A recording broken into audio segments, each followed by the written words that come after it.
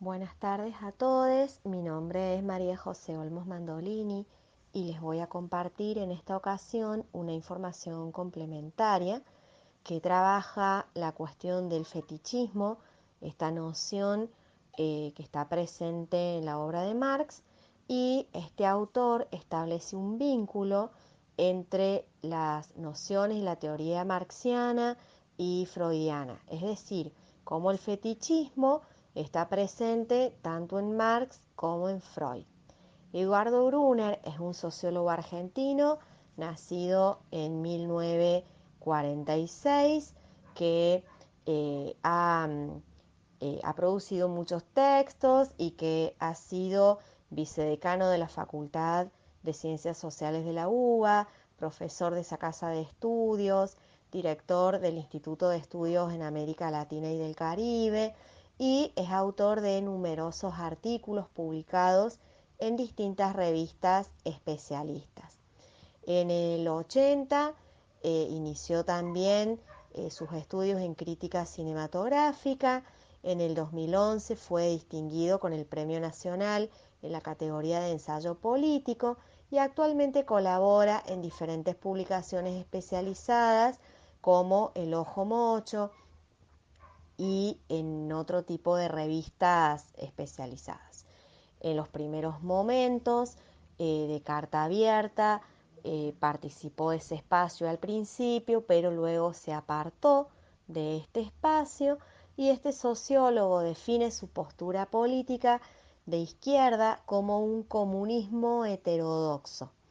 Impulsa debates y polémicas con otros intelectuales y con otros pensadores contemporáneos y forma parte del grupo de intelectuales, investigadores y docentes que en el 2011 apoyó al FIT.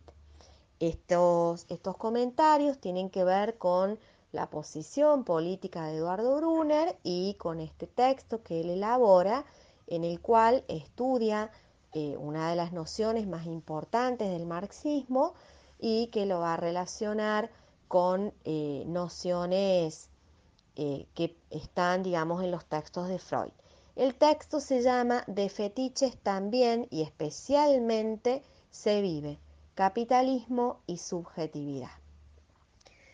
Este autor, entonces, en su artículo, en el artículo que nosotros vamos a abordar, parte de una hipótesis que es lo que clásicamente se ha denominado crítica de la ideología, no puede ser otra cosa en sus componentes más básicos y fundantes que una crítica de los mecanismos de fetichización de la realidad.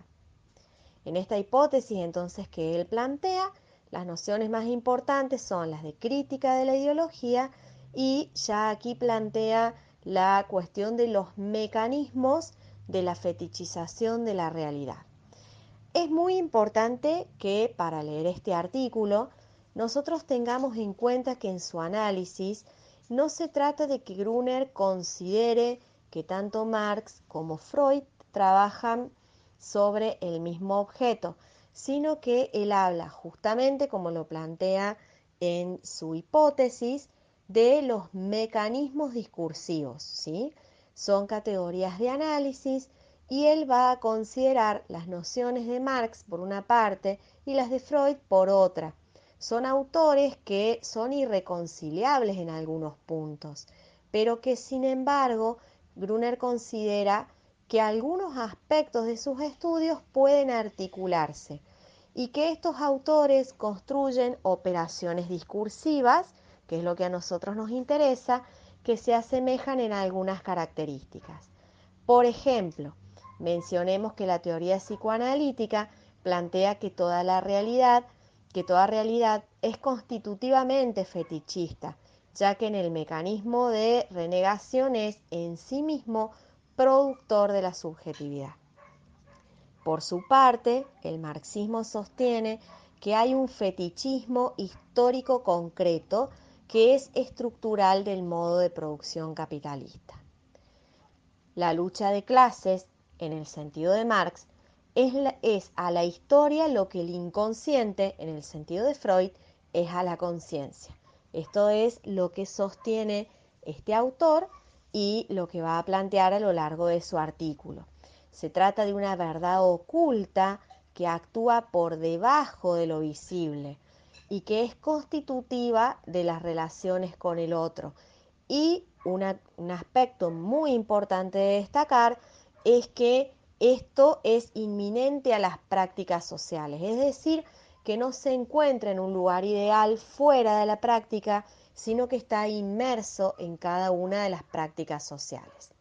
El fetichismo, en relación con el inconsciente freudiano, no se trata de una constante fija y universal, sino, dice este autor, es una serie de operaciones lógicas, síntomas que insisten, se expresan así en las personas mediante síntomas, cuestiones insistentes que reaparecen en la vida del sujeto mucho más allá de su propia voluntad.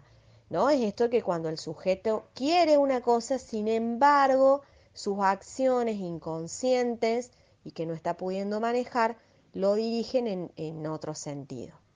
Y el fetichismo, en relación a la ideología, a este concepto de Marx, no está en ninguna parte más que en sus efectos, dice Althusser. Althusser es un autor que Brunner va a mencionar todo el tiempo y que va a citar todo el tiempo. Y dice que se trata entonces el fetichismo de uno de los mecanismos centrales del proceso de producción de las mercancías.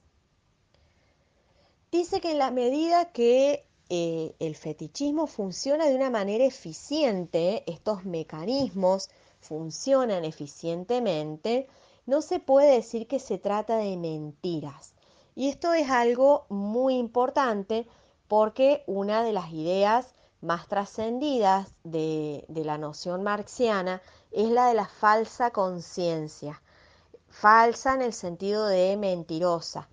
¿Sí? Y entonces este autor aclara que no se trata de que sea mentirosa, no se trata de que sea algo imaginario o mentiroso en el sentido de no verdadero, y que esto se puede ver en el sentido de que hay algo de estos mecanismos que tienen un efecto en la realidad, que efectivamente funcionan.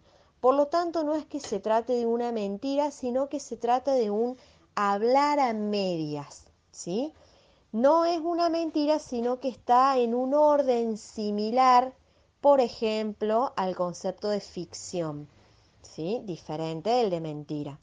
El fetichismo, como un mecanismo central que permite articular estas teorías, en la medida que ambas están hablando de un pliegue que oculta, ¿sí? Se trata de algo que está por debajo, algo que falta, que no está dicho.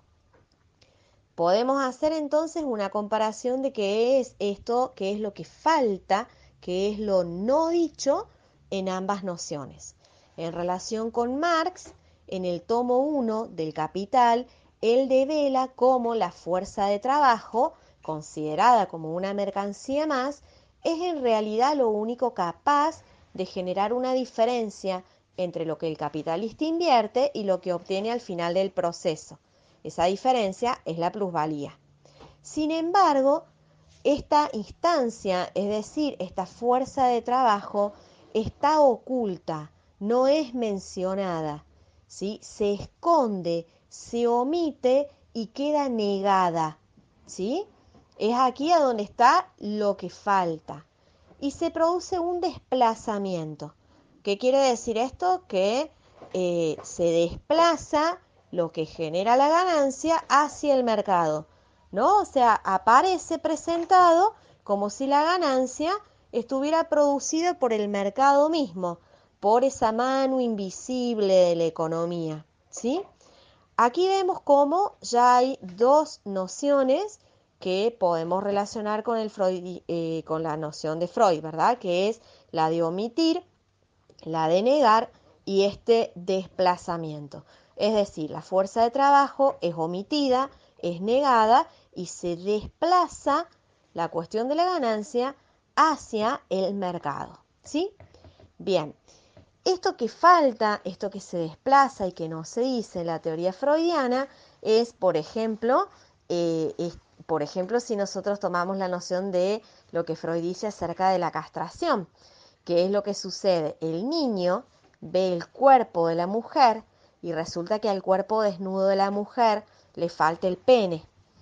Es como que ese pene lo perdió y entonces el niño adquiere allí el temor a su propia castración, porque si la mujer ha perdido el pene, quiere decir que él también puede perderlo. Este episodio es el que queda negado, es el que es omitido y es el que se desplaza. En Freud, ¿cómo se va a manifestar esto? Se va a manifestar en el síntoma, como decíamos antes. Estas cuestiones que aparecen y reaparecen en la vida del sujeto más allá de su propia voluntad. Y en Marx, ¿cómo va a aparecer esto que falta, esto que es omitido? Va a aparecer en las crisis. ¿Qué son las crisis? Dice, la crisis aparece cuando la plusvalía tiende a la baja, ¿sí? Hay la crisis económica, que para Marx no es un efecto no querido del capitalismo, sino que se trata de una cuestión, eh, podríamos decir, productora inherente al capitalismo. Es algo constitutivo del capitalismo, inherente al mismo, y entonces es por eso que cada tanto reaparece, se repite, porque es constitutiva del sistema. En ambas nociones también, como dijimos antes, no se trata meramente de efectos o de consecuencias, consecuencias no deseadas o consecuencias que se escapan o cosas que van por fuera, sino que el proceso mismo en sí esto es una parte constitutiva de ese proceso. Se trata de un relato que invisibiliza la parte que casualmente da sentido al funcionamiento de esa totalidad, ¿sí? Se trataría entonces de un mecanismo y una operación lógica de fetichización. Dice el autor, lo que la propia realidad ha producido, solo la realidad, la praxis, puede cambiarlo. Y esto es muy interesante y muy importante porque este autor de alguna manera sostiene una línea de continuidad con estas nociones en el sentido de que ya no se trata de una cuestión idealista que va a venir desde afuera a cambiar esto, sino que cómo se puede cambiar, qué cosas se pueden ejercer como transformaciones, la realidad y la práctica social, ¿sí? No tiene un lado del revés esta cuestión. Vamos a ver entonces ahora cuáles son las consideraciones similares o cuáles son los puntos importantes que comparten las teorías de Marx y las de Freud según este autor. Él señala que en ambas concepciones el fetichismo no es un mero efecto, sino un componente constitutivo, una condición sine qua non de la propia existencia, tanto de la subjetividad como del capitalismo. Se trata también de procesos y construcciones que buscan hacer visible algo que está oculto. Las transformaciones que ambos proponen parten de lo real, no de ideas que vienen de afuera. En este sentido, no son dogmáticas, sino que son abstracciones teóricas que resultan indispensables en un determinado momento, pero ambas se proponen como una filosofía de la praxis. Interrogan las aparentes evidencias, es decir, el sentido de común, aquello que parece estar naturalizado, para reorientar la lógica y para mostrar que todo eso que parece natural es en realidad un producto histórico. También ambas ponen al desnudo un conflicto entre lo universal y lo particular y entre el objeto y el concepto. Y son las únicas teorías modernas que se apartan tanto del idealismo como del positivismo. Podríamos decir entonces que hay un aspecto muy importante en relación con lo que hemos dicho y es que en el modelo explicativo marxiano la ideología opera en la lógica del capital a través de dispositivos que estructuran el sujeto, ese sujeto es hablado. Es decir, que el sujeto no es quien por su mera voluntad y por su propia voluntad establece prácticas, sino que se trata de un sujeto hablado, ¿sí? Un sujeto que ya ha sido identificado y constituido por el sistema. El autor pone un ejemplo muy interesante respecto a esto, que es cuando, por ejemplo, cuando vamos caminando por la calle y nos para la policía. Y la policía nos pide que nos identifiquemos. Y el autor dice, en realidad, la respuesta debería ser, como usted, que representa al Estado, me pide que me identifique, si es en realidad el Estado el que me ha dado una identidad a través del documento. Y nosotros podríamos extender todavía un poco más ese concepto y decir, bueno, pero ¿y a quién para la policía? ¿Para a todos los sujetos? No, para a determinados sujetos que tienen una determinada vestimenta, un determinado color de piel, que transitan por determinados lugares, lo que quiere decir que cuando la policía nos para y nos pide la identificación, en realidad ya nos ha identificado y justamente por eso nos para, ¿sí? Entonces, bien, este ejemplo sirve como para mostrar por qué es que el sujeto es hablado y no es que hay una individualidad fuera del sistema, podríamos decir, ¿sí?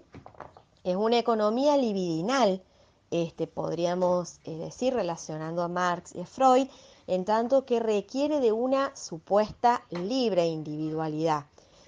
Necesita de un sujeto que empuja la rueda de la producción de las relaciones, ¿sí? Y en este sentido es una supuesta actividad plena, una supuesta voluntad y libertad tanto para ofrecer y vender voluntariamente, entre comillas, su fuerza de trabajo, como para que también voluntariamente traslade sus poderes naturales al poder del Estado y del gobierno. Se trata de una empresa gigantesca de fetichización de la realidad. Y todo este proceso de producción entonces, con sus condicionamientos históricos, ideológicos, culturales y psíquicos, es lo que da lugar a esta imagen de subjetividad moderna.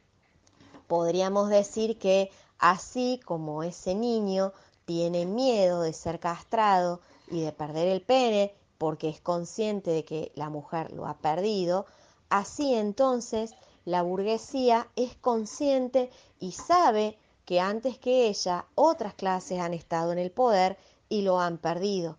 Por lo tanto, si esas otras clases están en el poder y lo perdieron, también puede ella, la burguesía, perder el poder. ¿Sí? Bien, se trata entonces de, podríamos decir, mostrar una cuestión historizada ya del sistema.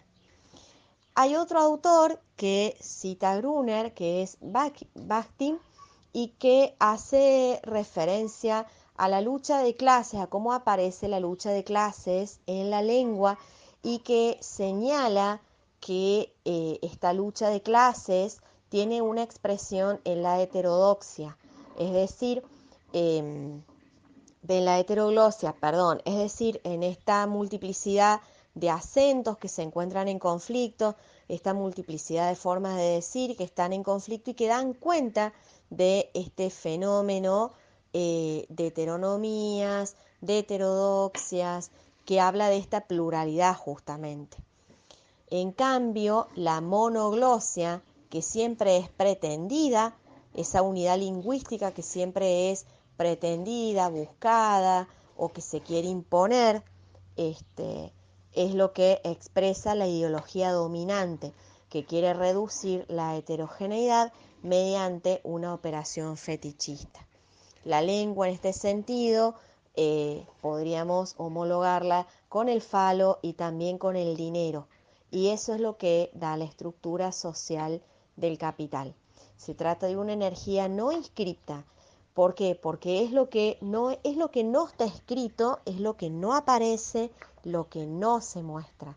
Que lejos de disolverse en el aire, para citar, digamos, esa frase marxiana se condensa en el objeto que es la mercancía, ¿sí? Lo último que vamos a decir para finalizar este aporte que realiza Gruner es que Marx no afirma algo muy diferente de lo que dice Freud cuando señala que la burguesía reconoce su historia y que entonces esta operación de fetichización de alguna manera lo que busca es sostener el sistema. Tampoco es algo consciente. Eso es importante decirlo. Es una operación que realiza el fetichismo de la mercancía y que funciona más allá de la voluntad individual y que funciona también más allá del saber. Por eso es importante comprender que no se trata simplemente de incorporar un conocimiento. Es así como en nuestro inconsciente y en nuestra subjetividad a veces decimos, sí, yo sé esto, sin embargo, no puedo evitar actuar de una determinada manera. Con este sistema, digamos, con esta fetichización de la realidad, ocurre lo mismo y producen un efecto de verdad que se va manifestando por las vías del desvío, de lo otro, y que se da con el fin de ser constitutivo y de entonces repetirse una y otra vez. Bueno, muchas gracias por todo.